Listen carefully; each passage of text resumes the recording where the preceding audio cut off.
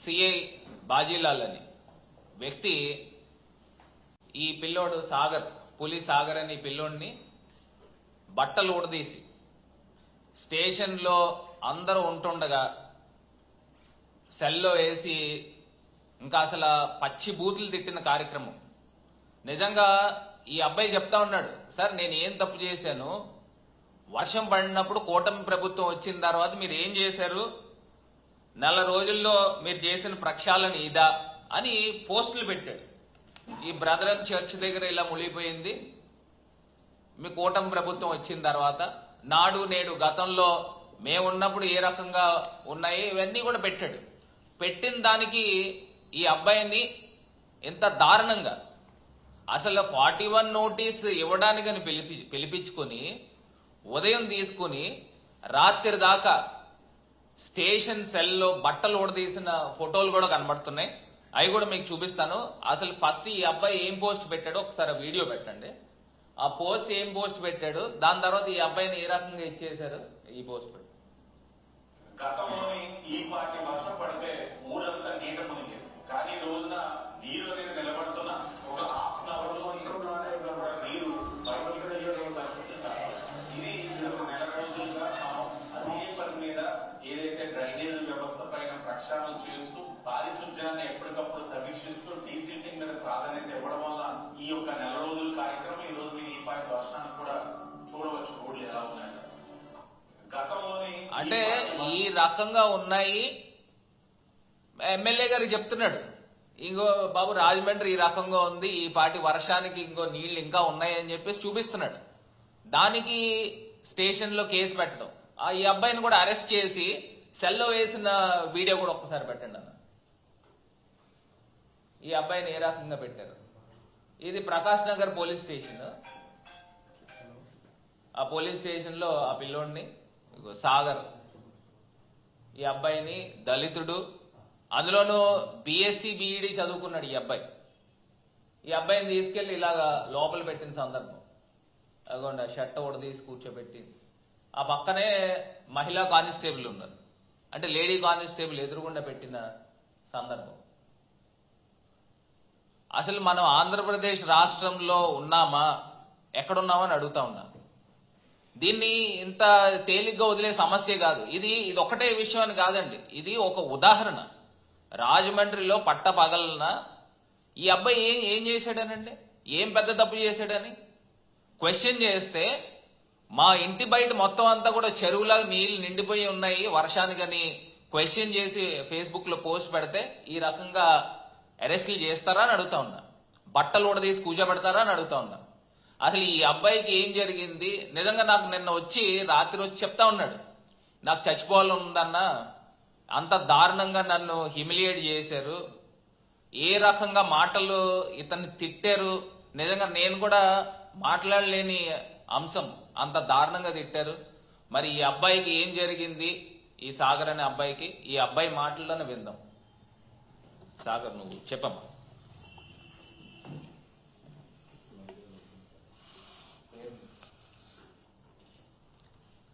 అందరికీ నమస్కారం అండి.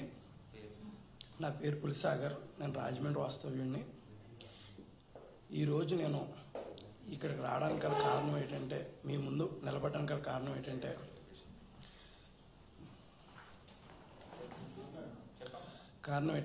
నన్ను మొన్న 30వ తారీఖున ప్రకాష్ నగర్ నుంచి నాకు ఫోన్ వచ్చింది సార్. నేను సోషల్ మీడియాలో పోస్ట్ పెట్టాను, మా రాజమండ్రి ఎమ్మెల్యే గారు వాటర్ గురించి నెల రోజుల్లో ప్రక్షాళన చేశాను ఒక వీడియో పెడితే, అది చూసి నెల రోజుల ప్రక్షాళన అంటే ఇదేనండి అని బ్రదరన్ చర్చి దగ్గర అని, నెక్స్ట్ కృష్ణానగర్లో వాటర్ పెట్టి కొన్ని దిక్కున వాటర్ నిలిచిపోయింటే ఇదేనండి అని నేను ఒక పోస్ట్ పెట్టాను. ఆ పోస్ట్ పెట్టి కూడా చాలా రోజులు అవుతుంది.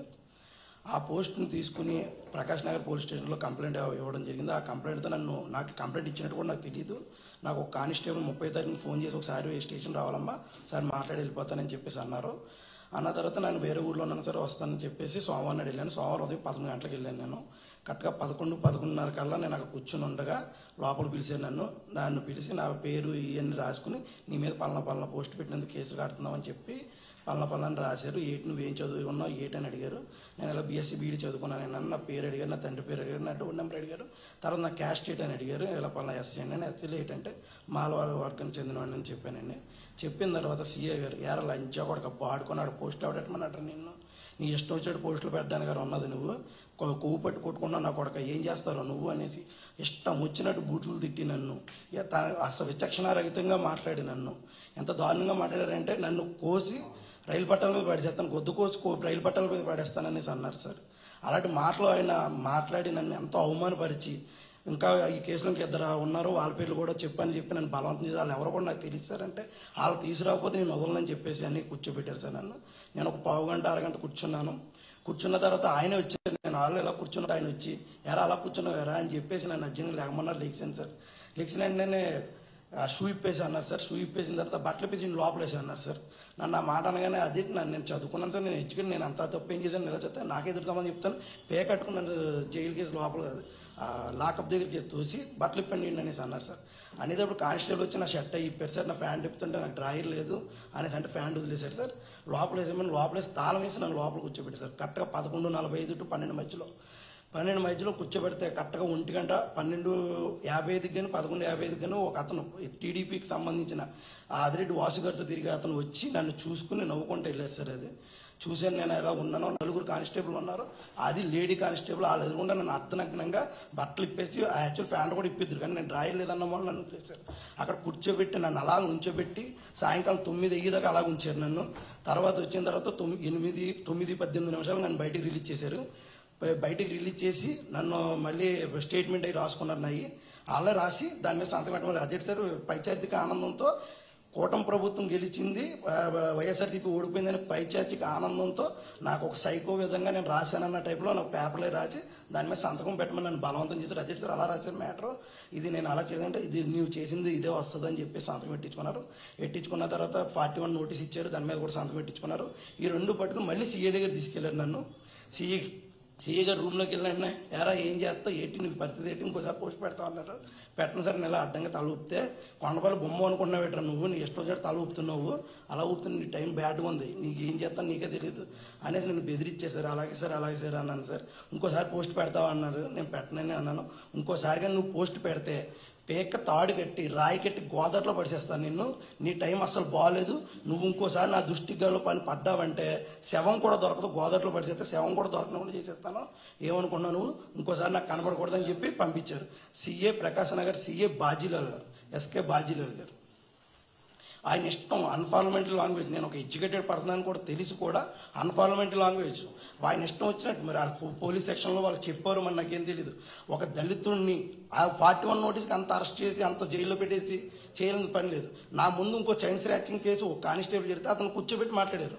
నాకు అంత చేయాల్సిన పని, నేను ఎస్సీ క్యాండిడేట్ అని తెలిసి కావాలని చేశారు ఈ విషయమే. నేను ఆ విషయం అయితే నా ముందు చాలా మంది వచ్చారు, ఆ స్టేషన్కి ఎంతో మంది వచ్చారు. వాళ్ళందరూ అదేదో నేను దొంగతనం చేసిన వాళ్ళగా, నేను మర్డర్ చేసిన మానవం చేసిన చూసినట్టు చూస్తున్నారు. అంత బట్టలు పిచ్చి నుంచో పెట్టాలన్న పరిస్థితి ఏంటి, దేనికి, నేను చేసిన తప్పేంటి? నాకు అధికారం ఇచ్చింది ఆర్టికల్ 19 అధికారం ఇచ్చింది. అధికారంతో నేను మాట్లాడే హక్కు ఉంది, నాకు స్వేచ్ఛ హక్కు ఉంది, స్వతంత్ర హక్కు ఉంది. ఆర్టికల్స్ మాకు చెప్పారు చదువుకునేటప్పుడు, మానవ హక్కులు, హ్యూమన్ రైట్స్ అని చెప్పారు. దేనికి అవన్నీ దేనికి పనికిరావు. అవన్నీ పనికొచ్చి అయితే మమ్మల్ని ఒక సీఐ ఉండి ఒక బాధ్యత గల సర్కిల్ ఇన్స్పెక్టర్ స్థానంలో ఉండి ఇప్పుడు నేను ఎట్టిన పోస్ట్కి మీరు నాకు పెట్టారు. నేను పెట్టిన పోస్ట్ అది తప్పు, మీరు ఎలా తీసుకుంటారన్నది మీ ఇష్టం. అది నేను ఎట్టింది మంచిగా పెట్టాను, అది మీకు తప్పు అనిపించదు, మీ బ్రావ ప్రకటన, నేను అది ఒప్పుకుంటాను. ఆ పోస్ట్ మీకు బాధ అనిపించినప్పుడు మీరు నన్ను తిట్టినందుకు మరి నాకు బాధ అనిపించరా? నేను చేసిందని మీరు నాకు శిక్ష వేస్తున్నారు, మరి మీదేటిది శిక్ష కాదా? మీరు చేసేది ఏంటి? ఒక సుపీరియర్ ఆఫీసర్ అయ్యి ఉండి ఒక పర్సన్ తిట్టి నాకు ఈ విషయంలో నాకు న్యాయం చేయాలి. ఒకటన్నా ఈ అబ్బాయి యొక్క మనోవేదన ఏ రకంగా ఉందో మనకు కనబడతా ఉంది. ఇది ఖచ్చితంగా ఇది ఇక్కడతో వదిలే సమస్య లేదు. హ్యూమన్ కమిషన్ తీసుకుని వెళ్తాం, నేషనల్ హ్యూమన్ కమిషన్ కి. అదేవిధంగా నేషనల్ ఎస్సీ కమిషన్ కూడా వారి దృష్టికి కూడా తీసుకుని వెళ్లడం జరుగుతుంది. అసలు ఆంధ్రప్రదేశ్ రాష్ట్రంలో ఏం జరుగుతా ఉంది? దళితుల పైన ఈ రకమైన అమానుషంగా చేస్తారా? చదువుకున్నానని మరీ చెప్తున్నా కూడా, బీఎస్సీ బీఈడీ చదువుకున్నానని చెప్తున్నా కూడా ఈ రకంగా తల్లిదండ్రుల పైన దుర్భాషలు ఆడి బూతులు మాట్లాడే సందర్భం ఉంటుందా అని అడుగుతా ఉన్నా. ఒకటి, దీనిపైన ఖచ్చితంగా కూటమి ప్రభుత్వం అక్కడ జరుగుతున్న ఇష్యూస్ పైన యాక్షన్ తీసుకోవాలి.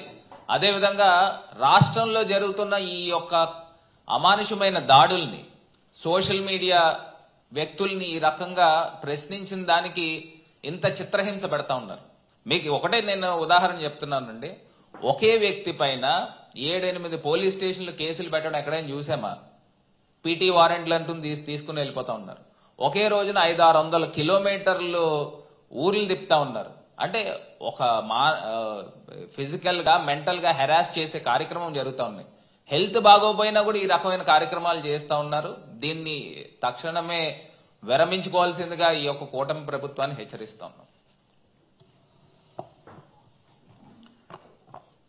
అందరికీ నమస్కారం. మేము పదే పదే చెబుతూ వచ్చాం, దళితులన్నా, దళిత సామాజిక వర్గం అన్నా, దళితుల్లో సామాజిక చైతన్యం కలిగిన యువకులన్నా ఈ కూటమి ప్రభుత్వానికి పూర్తిగా ఏహ స్వభావం ఉంది. పరిపాలించడం చేతగాక తప్పుడు ప్రచారం సామాజిక మాధ్యమాల్లో తప్పుడు ప్రచారం చేసుకుంటున్న స్థానిక ఎమ్మెల్యే యొక్క ప్రచారాలను కేవలం సాగరు ఉన్న వాస్తవ పరిస్థితిని తన ఫేస్బుక్ అకౌంట్లో పెట్టాడు. పెట్టిన ఫేస్బుక్ అకౌంట్లో తాను పోస్ట్ చేసింది ఇది: నువ్వు పూర్తిగా 10 రోజుల్లో ప్రక్షాళన చేశానని ప్రకటించుకున్నావు, కానీ ఇదిగో వాస్తవ పరిస్థితి బ్రదరన్ చర్చి ముందు ఇలా ఉంది, ఫలానా స్వతంత్ర హాస్పిటల్ రోడ్లో కృష్ణానగర్లో ఇలా ఉంది అని ఆయన వాస్తవ పరిస్థితిని పెట్టాడు. దీనిలో ఏం తప్పుంది? సాగర్ చేసిన నేరం ఏమిటి? మీ తప్పును ఎత్తి చూపటమా? మీరు తప్పుడు ప్రచారాలు చేసుకుంటుంటే ఇది తప్పు అని ప్రజలకు అవగాహన కల్పించటమా? ఓహో, అంటే మీరు చేసే అన్యాయాలను, మీరు చేసే అక్రమాలను ప్రజలకు సామాజిక మాధ్యమాలు చెబితే తప్పు. ఇప్పటికే మీ వెర్రవీగే తత్వంతో సోషల్ మీడియా కార్యకర్తలందరినీ భయభ్రాంతులు చేయటం, అక్రమ కేసులు బనాయించటం, కొట్టటం, తిట్టటం, ఊర్లో ఉండనీయకుండా చేయటం, పక్క రాష్ట్రాలకు వెళ్లిపోమని, పారిపోమని బెదిరించడం లాంటి ఇప్పటికే చేస్తుంటే ఈ రోజున రాజమండ్రిలో ఓ మాల సామాజిక వర్గానికి సంబంధించిన సామాజిక కార్యకర్త అయిన సాగర్కి దారుణమైన అవమానం జరిగింది. ఇది భావోద్వేగాలకు సంబంధించిన అంశం, మా మనోభావాలకు సంబంధించిన అంశం. మిమ్మల్ని వదిలిపెట్టే ప్రసక్తే లేదు. గవర్నమెంట్తో మాకు సంబంధం లేదు. ప్రభుత్వ అధినేతల యొక్క వైఫల్యాలను ప్రశ్నించే గొంతులను ఇలా పోలీస్ స్టేషన్లో పెట్టి అవమానపరిచి, బట్టలుప్పు తీసి, మహిళా కానిస్టేబుల్ను కాపలాగా పెట్టి ఇంత దారుణమైన అవమానాలు చేసిన ఆ సిఐ మీద తప్పనిసరిగా చట్ట ప్రకారంగా జాతీయ ఎస్సీ/ఎస్టీ కమిషన్కు కంప్లైంట్ ఇస్తాం, హ్యూమన్ రైట్స్ కమిషన్కు కంప్లైంట్ ఇస్తాం, ప్రభుత్వం డీజీపీకి కూడా కంప్లైంట్ ఇస్తాం. మాకేం డీజీపీ మీద నమ్మకం లేదు, ఎందుకంటే వారి సెంట్రిక్ గానీ అన్ని నేరాలు ఘోరాలు జరుగుతుంది.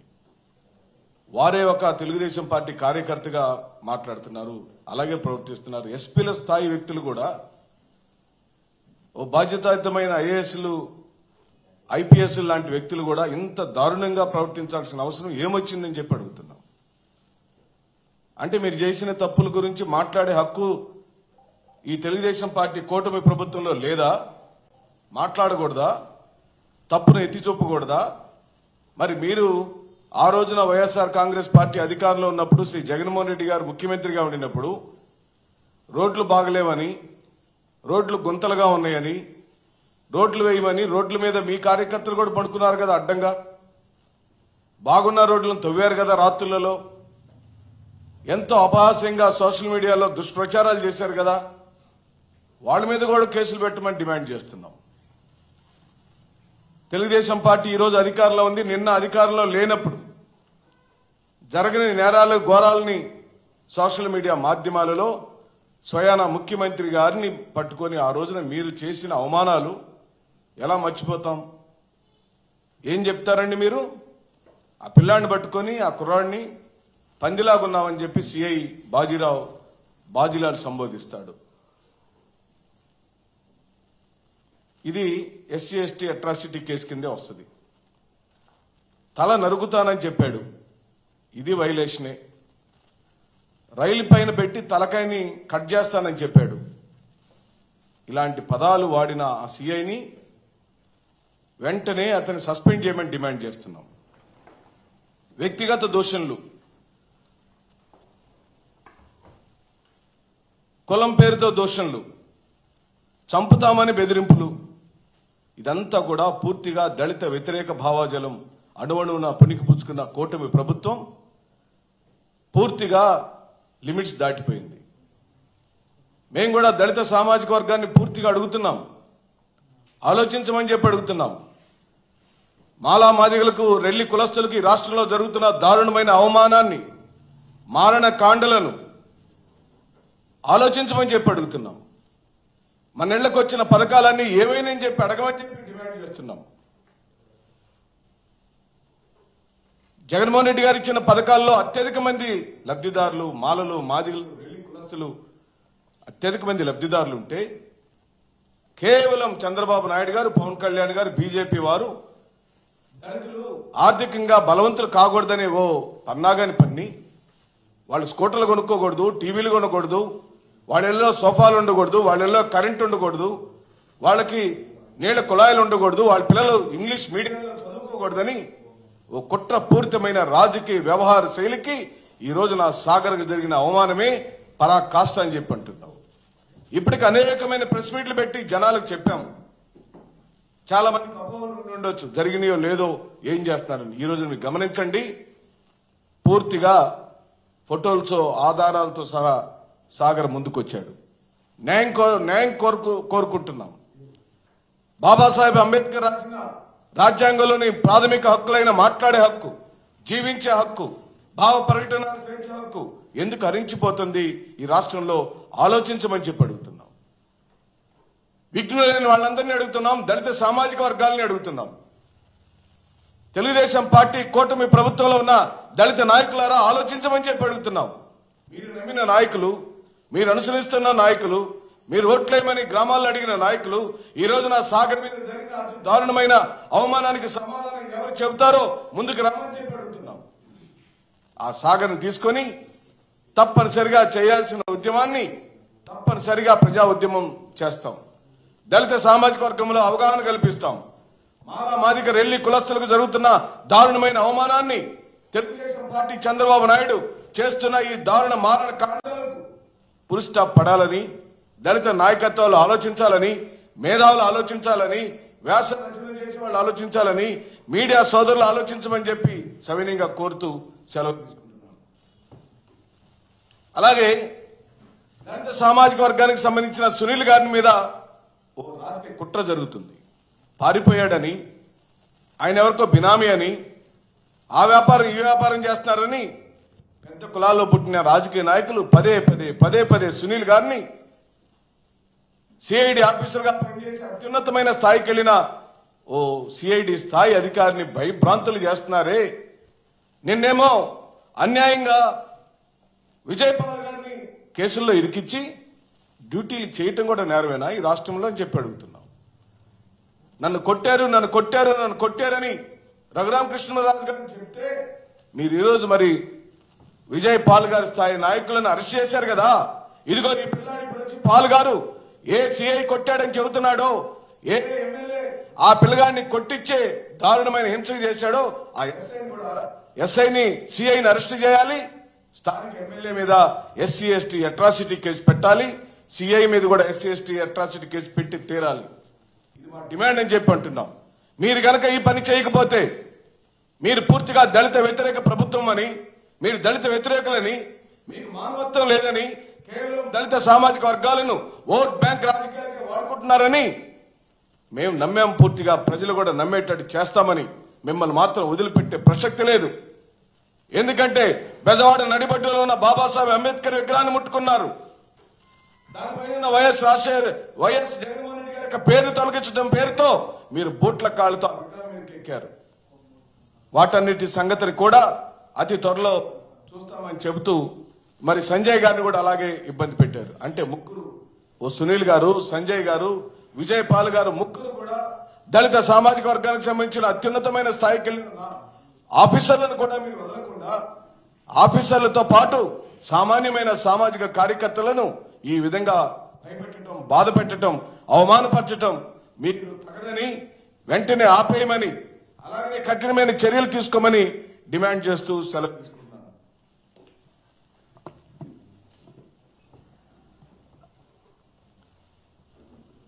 రాజమండ్రిలో ప్రశ్నించినందుకు పులి సాగర్పై దుర్భాషలాడి అసభ్యంగా తన యొక్క వ్యక్తిత్వాన్ని హననం చేసినటువంటి పోలీసు వారిపై చట్ట ప్రకారంగా చర్యలు తీసుకొని చెప్పి డిమాండ్ చేస్తా ఉన్నాం.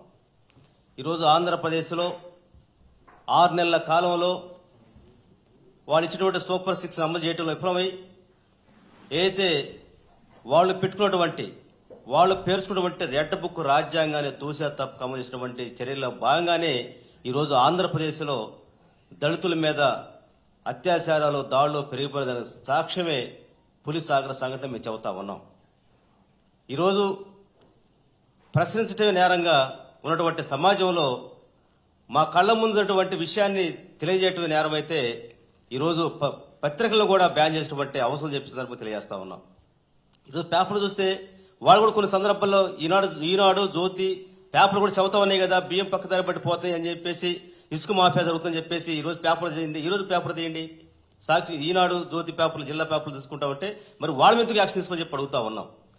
ఎవరు కళల్లో ఆనందం చూడటం కోసం, తెలుగుదేశం పార్టీ వాళ్ళ యొక్క కళల్లో ఆనందం చూడటం కోసం ఈ కూటమి ప్రభుత్వం చేసినటువంటి వైఫల్యాన్ని ప్రశ్నించేందుకు పోలీసు వ్యవస్థ మొత్తం కూడా చట్టాన్ని కాపాడటంలో, చట్టాలను అమలు చేయటంలో, చట్టాన్ని రక్షించడంలో పూర్తి విఫలమైపోయి ప్రశ్నించే గొంతుల మీద కాలు పెట్టి నొక్కే పరిస్థితి కనపడుతున్నటువంటి నేపథ్యంలోనే ఈరోజు పులిసాగర్ మీద దాడి సంఘటన మేము చెబుతా ఉన్నాం. నిన్న చూస్తే సజ్జల భార్గవ రెడ్డి గారు ఎక్కడున్నారో చెప్పండి అని చెప్పేసి వాళ్ళ డ్రైవరు, గతంలో పోయినటువంటి డ్రైవరు ఒక యాదవ్ సమాజం చెందినటువంటి అతన్ని పోలీసులు తెచ్చి కొట్టి చిత్రహింసలు పెట్టినటువంటి పరిస్థితి నిన్నగాక మనం చూసాం. నిన్న సాగర్ విషయం చూస్తా ఉన్నాం. పోతా ఉంటే ఇట్లా జరుగుతా ఉంటే అంటే ఈ ప్రభుత్వ ఉద్దేశం ఏదైతే గతంలో చంద్రబాబు నాయుడు గారు అన్నట్టు ఎవరైనా దళితులు పుడతారని కోరుకున్నటువంటి చెప్పిన మాటలు, మీకెందుకురా చదువులు అని చెప్పేటువంటి అన్న మాటలు, దళితులంటే శుభ్రంగా ఉండనటువంటి మాటలు అది తూసా తప్పక అమలు చేస్తున్న దానికి సాక్ష్యం ఈరోజు ఆంధ్రప్రదేశ్లో దళితుల మీద దారుణ మారణ కాండ చెప్పిన సందర్భం తెలియజేస్తా ఉన్నాం. ఈ సందర్భంగా దళిత సమాజాన్ని, దళిత నాయకత్వాన్ని మేము విజ్ఞప్తి చేస్తా ఉన్నాం. డాక్టర్ బిఆర్ అంబేద్కర్ ఒక మాట అంటారు, ఆత్మగౌరవం లేనటువంటి మనుషులు సచ్చిన జంతువుతో సమానం అని చెప్పేసి. ఈరోజు ఆంధ్రప్రదేశ్లో దళితుల యొక్క ఆత్మగౌరవం మంట కలిపి కొడుతూ చంపుతూ ఉన్నటువంటి పరిస్థితుల మధ్య ఆంధ్రప్రదేశ్ వంటి దళితులు, మాలా, మాదిగ, రెల్లి కులాల వాళ్ళు మొత్తం కూడా ఆత్మగౌరవంతో ఆలోచించేటువంటి అవసరం ఈరోజు మన ముందుకు వచ్చింది. అడుగుతున్నాం, ఇందాక మన సుధర్బాబు చెప్పినట్టు ఈ ప్రభుత్వం వచ్చినాక కేవలం ఎస్సీల మీదే, దళిత అధికారులు కావచ్చు, దళితుల మీద కావచ్చు, దళిత మహిళల మీద కావచ్చు, మొత్తం 6 నెలలు మొత్తం కూడా క్రైమ్ డేటా తీస్తే వీళ్ల మీదే దాడులు జరుగుతున్నటువంటి దానికి సాక్ష్యం. ఇటీవల కర్నూలు జిల్లాలో గోవిందం అంటే ఒక మహిళని ట్రాక్టర్ గుద్ది చంపితే దిక్కులేని పరిస్థితి. ఇటీవల బాపట్ల జిల్లా అద్దెంకి నియోజకవర్గంలో తాళ్లూరు సీనియర్ ఒక అతను నన్ను ఉన్నటువంటి తెలుగుదేశం పార్టీ కార్యకర్తలు నా భూమిని లాక్కుని వేధింపులు గురి చేస్తామంటే స్వయాన ఆ రాష్ట్ర మంత్రి, అక్కడ ఉన్నటువంటి స్థానిక ఎమ్మెల్యే మంత్రి అటువంటి వాళ్ళ కొమ్ముగాస్తున్న నేపథ్యంలో అధికారులు మొత్తం కూడా అగ్రకులస్తులకి, అక్కడ ఉన్నటువంటి రైతులకి, అక్కడ ఉన్నటువంటి భూస్వాములకి ఒత్తాసపోతున్న నేపథ్యంలో ఇక నాకు దిక్కులు అని చెప్పేసి ముందు దాగి చచ్చిపోయినటువంటి సంఘటన ఈ మధ్యకాలం మనం చూస్తా ఉన్నాం. ఇట్లా చెప్పుకుంటా పోతా ఉంటే అంటే ఈ రాష్ట్రంలో దళితులు బ్రతకాలి లేదో అర్థం కాని పరిస్థితి కనపడతా ఉంది. దళితులకు రక్షణ లేదు, దళిత ఉద్యోగులకు రక్షణ లేదు. ప్రశ్నించినటువంటి మా వాడల్లోకి, మా కాలనీల్లోకి, మా ఇళ్లలోకి నీళ్లు వస్తాయి, మురుగులు వస్తాయని చెప్పటమే నేరం అయితే నేను అడుగుతా ఉన్నాను, ప్రశ్నించడం కోసమే పార్టీ పెట్టిన పవన్ కళ్యాణ్ గారు ఎక్కడున్నారని చెప్పి అడుగుతా ఉన్నా. ఈ రాష్ట్రంలో ఏదైతే డాక్టర్ బిఆర్ అంబేద్కర్ గారి మాకు ఇచ్చినటువంటి స్ఫూర్తితో చదువుకొని మాకు అన్యాయం జరుగుతుందని చెప్పి ప్రశ్నించడం నేరం అయితే ప్రశ్నించే గొంతులు నొక్కి వేస్తే ఎన్నాళ్ళు మీరు నొక్కేస్తారని చెప్పి మనం అడుగుతా ఉన్నాం. త్వరలోనే బుద్ధి చెప్పేటువంటి రోజులు ఎన్డీఏ కూటమి ఉందని చెప్పి సందర్భంగా తెలియజేస్తూ ఏదైతే పులి సాగర్ విషయంలో వైఎస్ఆర్ కాంగ్రెస్ పార్టీ తరఫున మా పెద్దలు చెప్పినట్టు ఖచ్చితంగా నేషనల్ ఎస్సీ కమిషన్ కి మానవ హక్కుల సంఘానికి ఫిర్యాదు చేస్తాం. రాబోయే రోజుల్లో మా పార్టీ అధినేత సూచన మేరకు ఖచ్చితంగా దళితుల ఆత్మగౌరవాన్ని కాపాడటం కోసం ఏదైతే ఎన్డీఏ కూటమి పాలనలో దళితుల యొక్క ఆత్మగౌరవం దళితులు ఏదైతే అత్యాచారాలకు గురవుతున్నారో ఖచ్చితంగా ఒక ప్రజా ఉద్యమంలోకి ముందుకెళ్తామని చెప్పి తెలియజేస్తా ఉన్నాం.